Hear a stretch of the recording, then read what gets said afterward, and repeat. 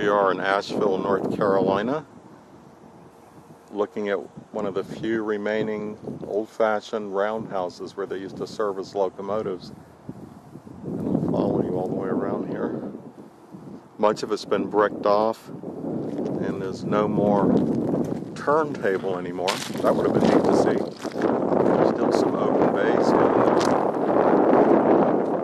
This is a rare sight to see from the past. And this is a major railroad yard here. See a bunch of engines. You can see the tracks here leading into the roundhouse.